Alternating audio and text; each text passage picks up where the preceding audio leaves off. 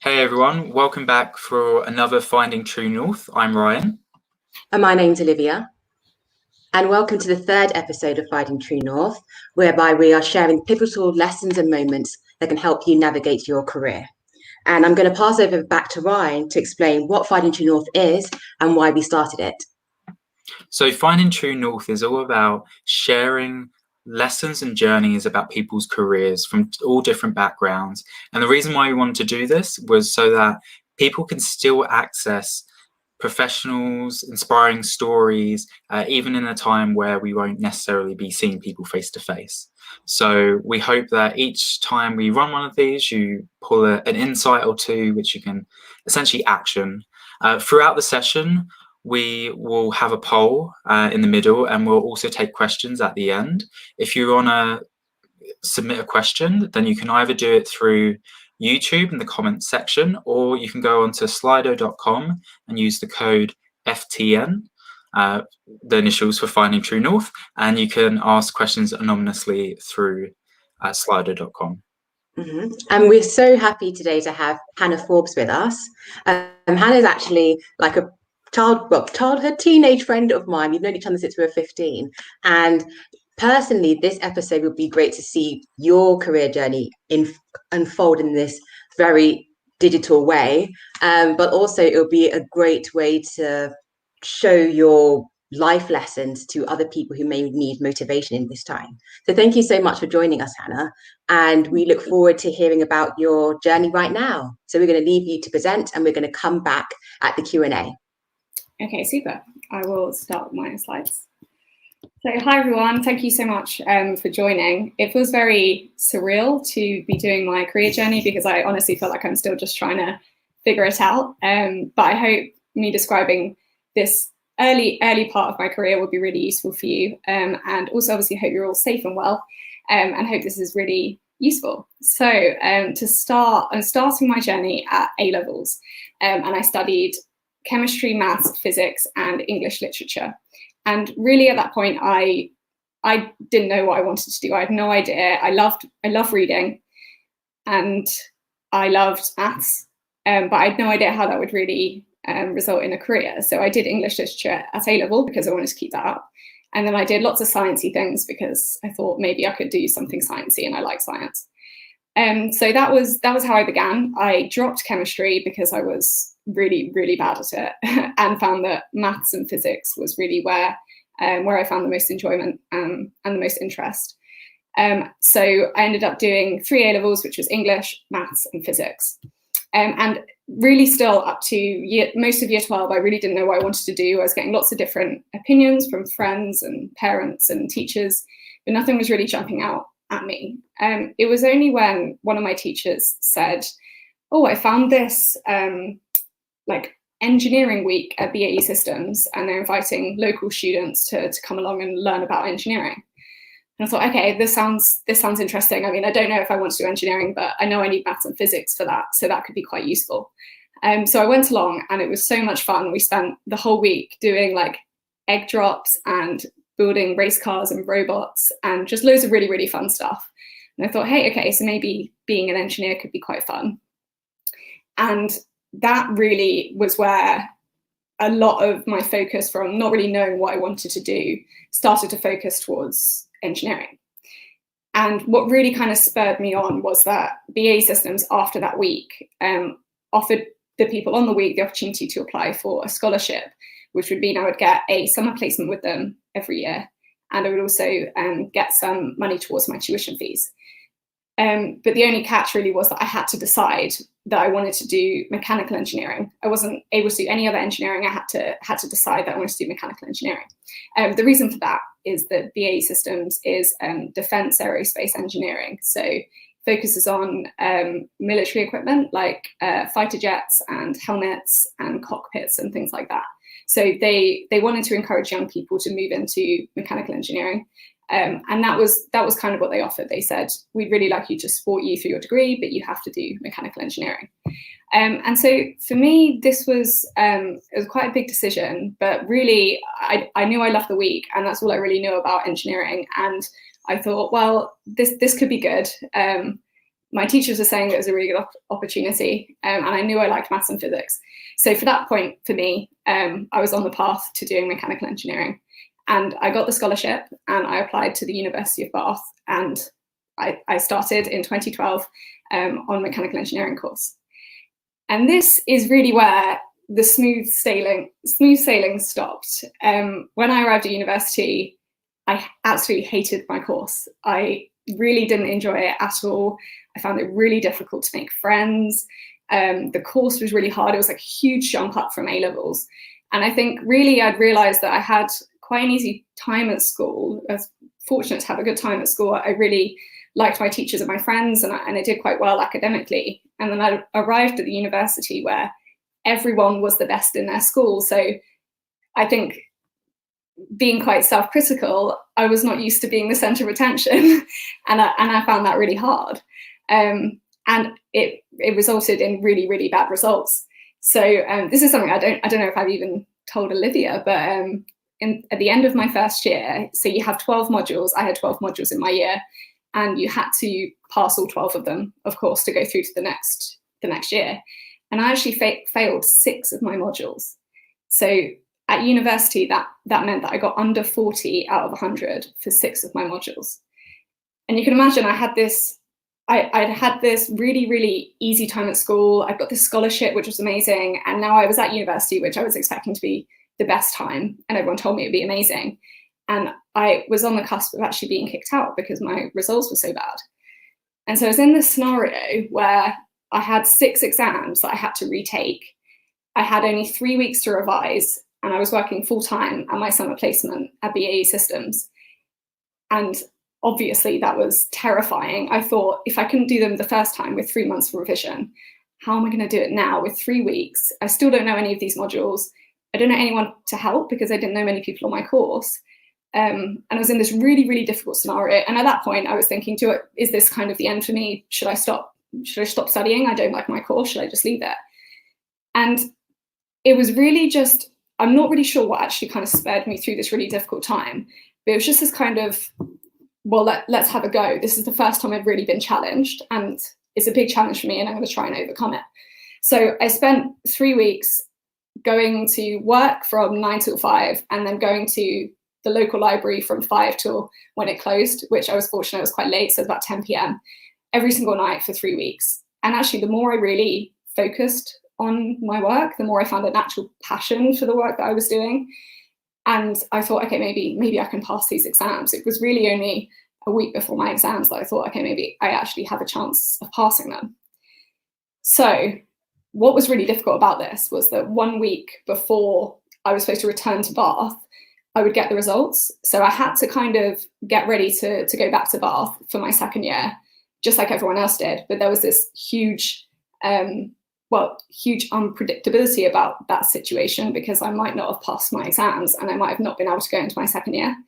So I actually got the email for my results when I was on the way to Bath on the train. I had all my suitcases with me and all my stuff, and I got the email. And at that point, I would either have to get off at the next stop and go home, or I'd be going to Bath for my second year because I passed.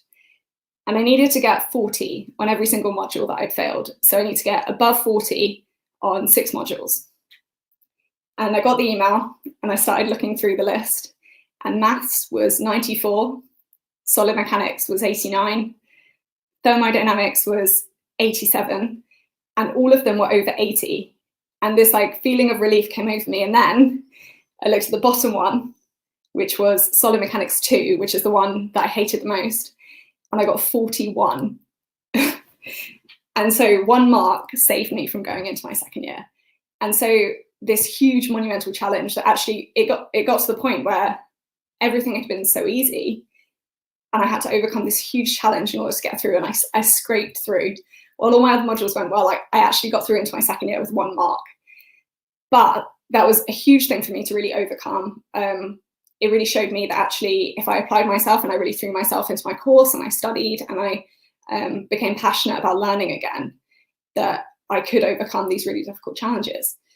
So actually a huge amount changed from that. And it's not that anything really changed. There weren't that many people in my course that I knew that well. So nothing really in my environment changed. It's just this new renewed kind of self-confidence in actually, this is hard, but I can do it. I can get 41 and I can get higher marks than that. And so from that point onwards, my approach to university really changed. I made a lot more friends. I definitely did better in my results. It was still really hard. Like, I was still getting kind of 50s and 60s most of the time, and I never really did academically well at university. It was then, when I came to my final year of university, that a huge amount changed in me. And the reason it changed, I was still doing my summer placements at BAE, and I didn't really enjoy them. They weren't that interesting. I wasn't really motivated or inspired by the work there. And I kind of remember being really quite unhappy there and thinking, is it because this is my first job and I just need to get used to it?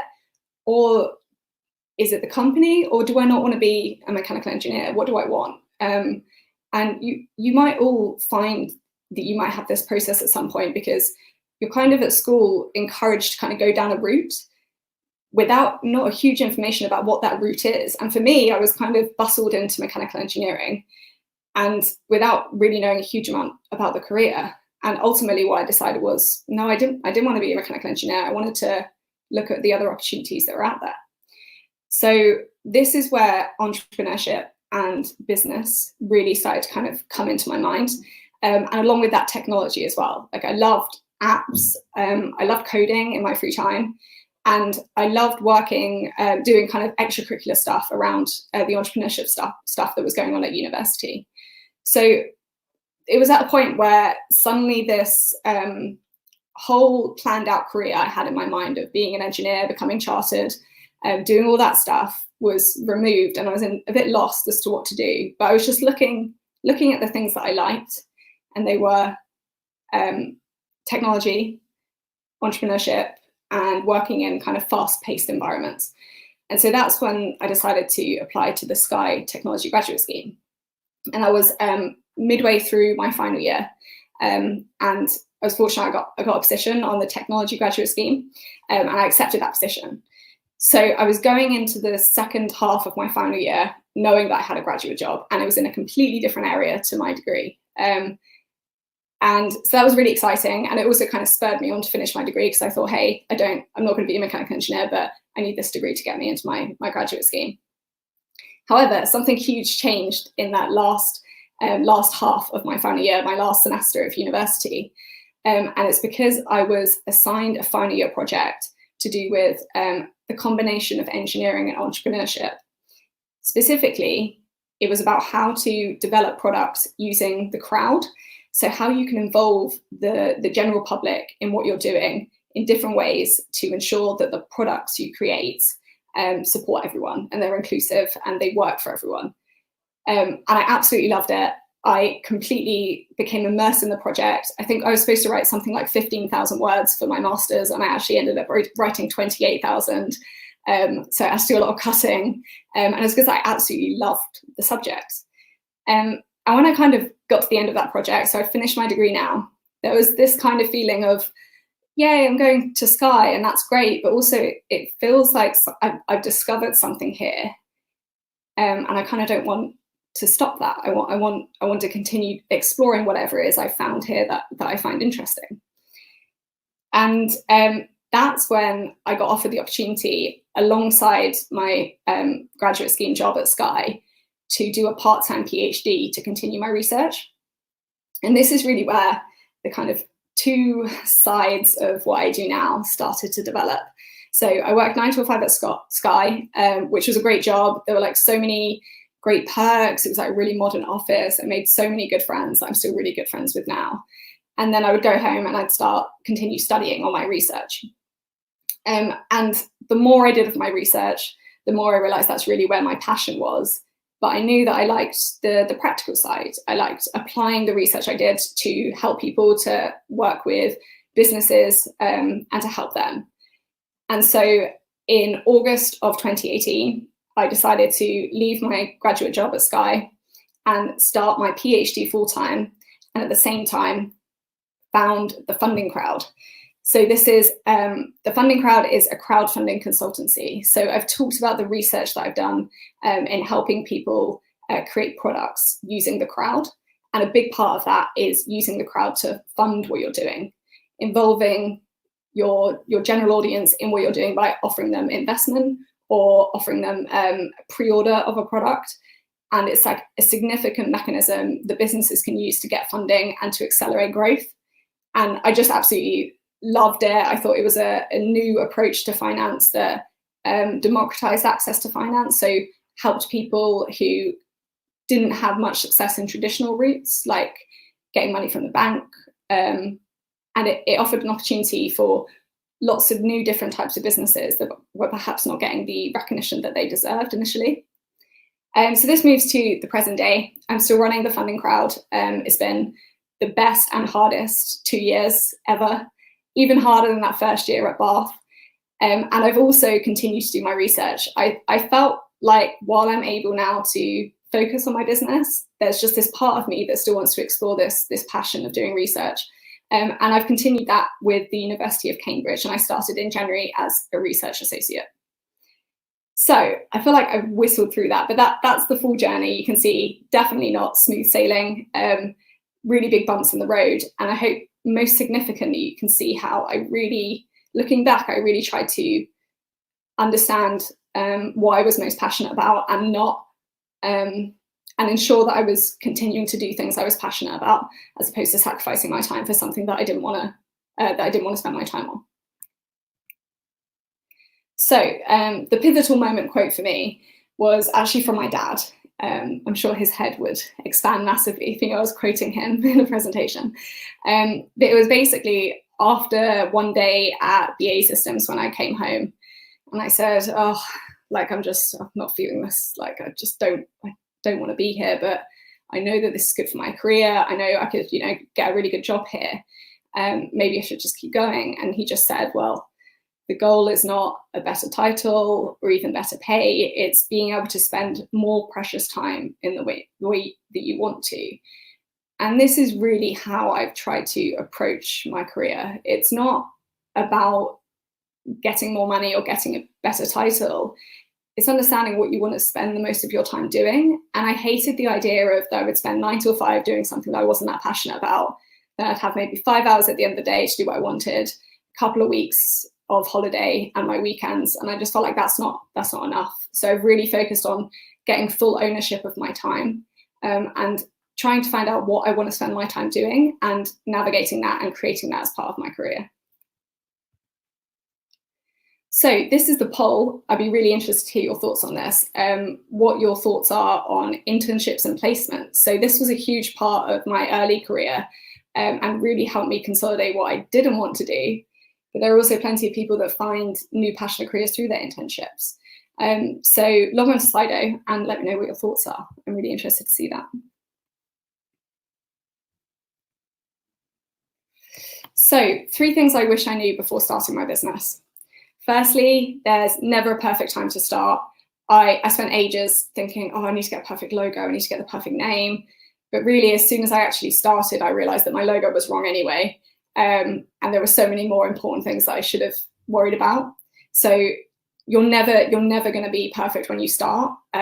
But when you start, you'll wish you started a long time ago. So if you've got a business idea, just start pursuing it, because as soon as you start, you'll begin learning. The hardest thing about the last 2 years with my business has not been the amount of work, but the responsibility that I've had. I now am responsible for multi-million-pound projects on my own, and that's the hardest thing. While the work is really intense and I do very long hours, I don't even mind that because I'm working on something that I'm passionate about. But the feeling that I could let someone down that's really investing in me, that's the scariest bit. So that's something to keep in mind. And it's something that I didn't really know would be so big when I started. So that's something huge to consider. Finally, rest is vital to stay productive. And I'm not talking about sitting in front of Netflix, as much as I do love to do that. And sometimes you need that. It's about engaging your mind in a different way. So the best thing for me is exercise, but also reading and doing things that you have an enjoyment in that isn't work. So that could be painting, exercise, cooking, just something that engages you and you're passionate about, but isn't work. I think is really, really vital. And finally, the three takeaways. So first of all, as you can see, when I did maths, physics and English at A-level, I had no idea what I wanted to do. And then I thought, okay, I'll choose something and then it'll be okay. And now I'm so far away from what I chose when I was 17. And I think that's the reality for most people. So if you don't know, don't worry, you'll figure it out. It's going to be okay. Next, the way to figure it out is really focus on what you love spending your time doing. And I'm not talking about specific activities. You don't have to say, oh, I really enjoy marketing. You try and distill that down. So do you love thinking about how to communicate with people? Do you love presenting? Do you love being completely focused on one activity? Do you love problem solving? These kind of things are really important in figuring out what you like, because every single job distills down to those kind of key kind of activities, and understanding what you love will really help you determine what career path is right for you.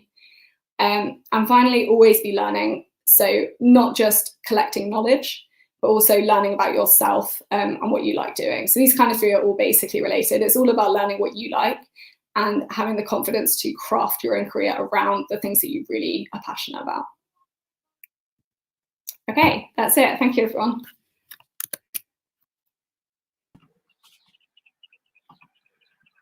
Hey, thank you very much, Hannah, for that. To kick off, I've got like a load of questions that come to mind, but just linking back to your first point on entrepreneurship, what was that moment that prompted you to say, do you know what, like, enough is enough, I'm going to start my business? So it really, I don't think it was a moment. It was definitely an accumulation of lots of different feelings that were happening. I think I'd known that I'd wanted to run a business for a few years. I definitely wasn't one of those people that, knew it from, age 5, but definitely since starting to work with founders, I knew I wanted to do it. And then I think really it was that realization that I had everything that I needed. My product was me, in the fact that I had specialist knowledge because I had research, and there was hardly anyone else that had that. So that was a huge thing. First of all, I had something that no one else did. And because I wanted to be a consultant, there wasn't any overheads with that. I didn't have to rent an office. I just needed my laptop and me. So I think that realization of I have everything I need, I should just get going and stop making excuses was really what led me to start. And I have a question myself, unless Ryan wanted to add to that. No, you go. No, I was just hearing your story like that. It just made me really kind of admire you and respect you a whole lot more. I mean, I have respect for you anyway. Like, I remember when we did physics and maths after school in the summer, when everybody was playing outside, we had worksheets to do, we had studying to do. And even then I could tell that you were really committed to anything that was thrown at you.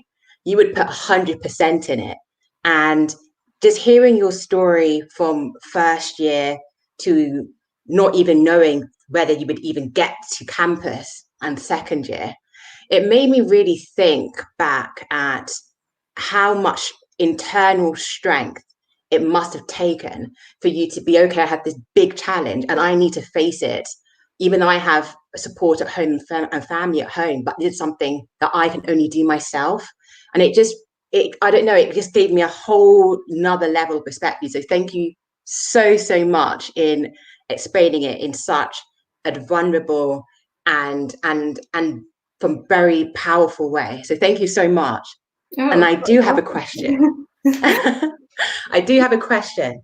So if you think back to, of course, 15, to that moment where you found out that you had these modules to take and you were deep in the depths of that library studying, and you look back and you're now where you are now, what do you think about stress and whether it can be used for fuel or whether it can be something that can hold you back? Because hearing your story, it sounds to me that your capacity to handle stress has really increased. But what do you think about it now, reflecting back on it? Yes, that experience definitely, definitely increased my capacity to manage stress, because there are, you know, you look back now and I realized that there would have been other opportunities available to me. And I really think that's the case. Like, even if I'd failed my exams, I feel like I would have found a way. And I think that there is always a way.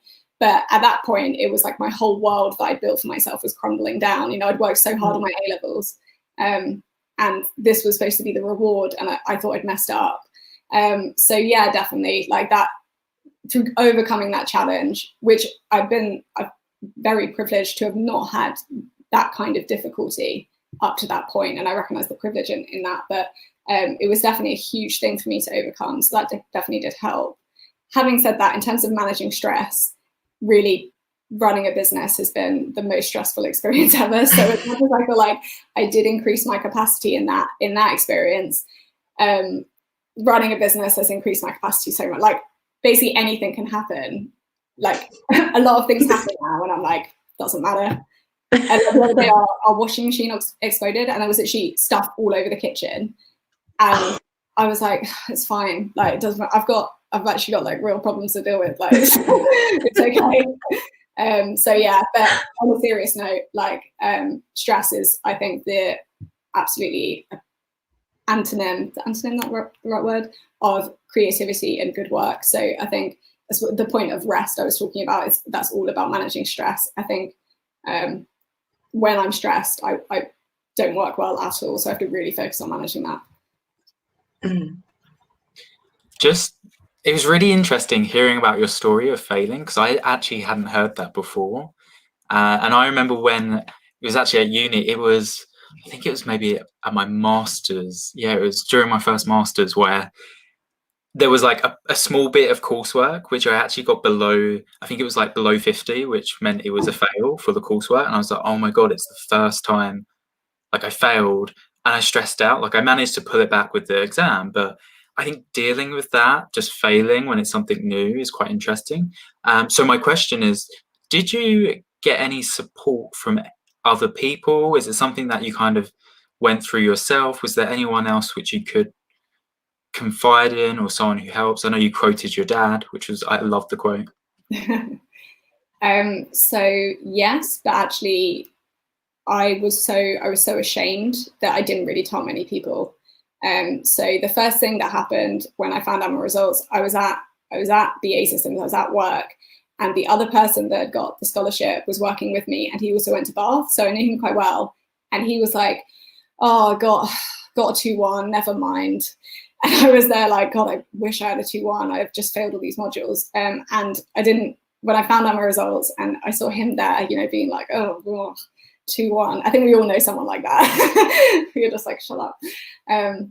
And basically the first thing I did was I went into the toilet, started crying, and I called my personal tutor. And I was really lucky to have a good relationship with my personal tutor. She obviously knew all my results. And I basically said, like, what happens now? Have I like got kicked out? Like, what's going on? And she really reassured me, got me over that initial shock. And then I just told my parents, and we kind of discussed what would happen and what my options were. And it was really good, actually. They had like a frank discussion, like, do you want to retake them? Are you enjoying it? And so they were a great support. And my dad, you know, drove me to the library and stayed there with me until closing. So it was my parents and my personal tutor initially, but other than that, I was so ashamed I didn't tell anyone. So I think I had the support I needed, but I probably could have reached out for more support as well if I'd been more open.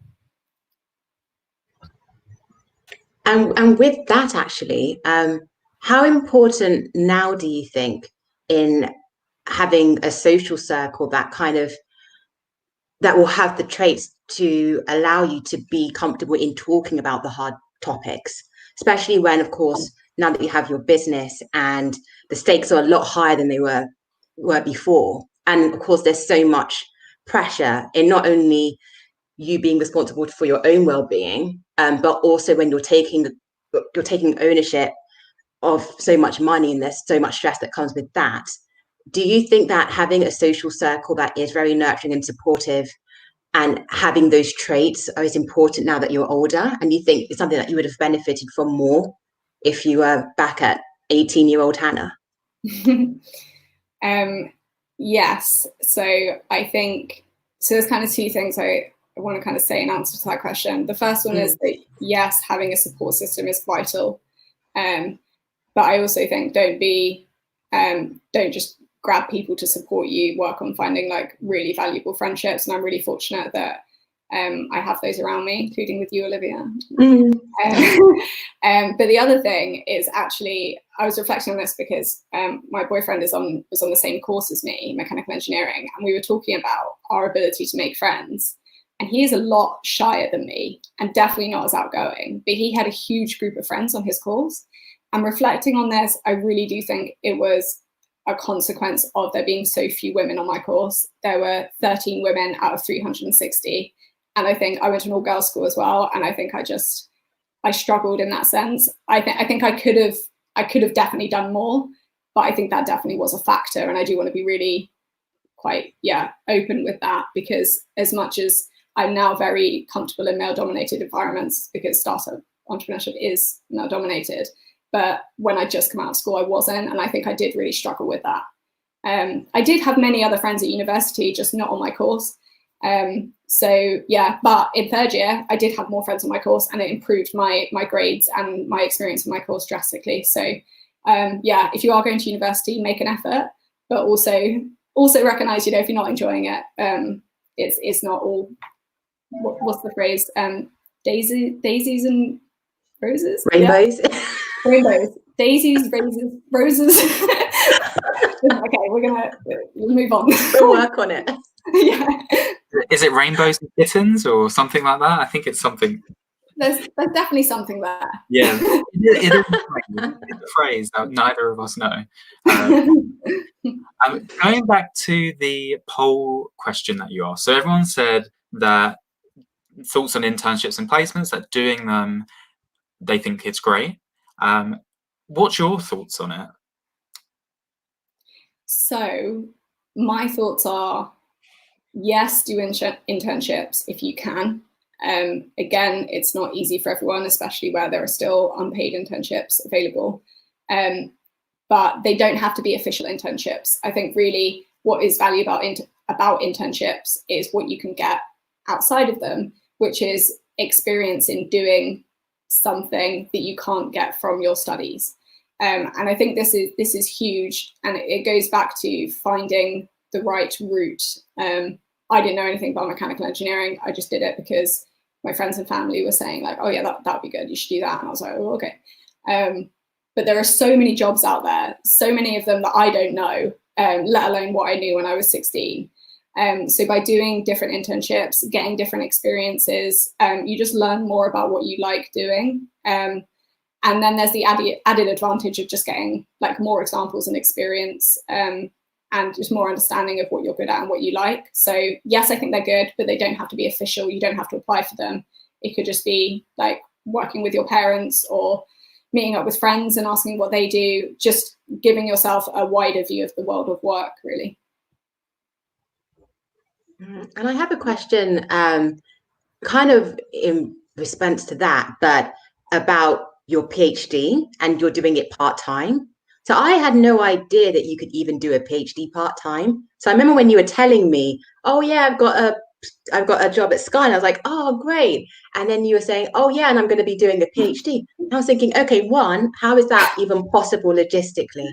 Secondly, I was like, how can you even manage the time? But it seems to me that everything that happened to you to that point prepared you in order for you just to explore it. And I know you did it for a while, but what was it actually like doing the 9 to 5 and then having a PhD that is so intense, and doing that as well before doing a PhD full time? Sure. So first of all, part-time PhDs aren't that common because people give up on them, and I can very much understand why. It was really, really hard, actually. Again, it was growth for me, and it was like a difficult thing to overcome, but just lots and lots of late nights. And as Olivia, you'll know, like doing a PhD, you have to be so immersed in what you're doing. It's a new level of focus and concentration. So having to get myself into that mindset after a day of work was really hard. Having said that, my employer, so Sky, was really supportive. And I do highly, just because it wasn't the job for me in the end, I do highly recommend Sky and Now TV. They're they gave me free study leave. When I told them I wanted to leave for my PhD, they were really supportive. And I still contact them now and ask them, and they support me in my research. So that did help massively. I think if I had a very strict employer that was like, yeah, you have to be in at 9, you have to stay, you have to work late, you know, which a lot of employers are like, I actually don't think I would have been able to do it. So a lot of hard work and resilience from my side, but a huge help from my employer as well. And just a last question before we wrap up. You spoke a bit around like self-confidence, and it's sort of been a thread throughout your entire thing about, I guess, how your self-confidence has changed and gone from like A levels where it was higher to lower in uni, then higher later on. How have you, I guess, managed your self-confidence throughout the peaks and troughs? Was there anything that you used, did, spoke to? Like what? Yeah. How did you do it? God, these are some great questions. You guys should be on like morning TV or something.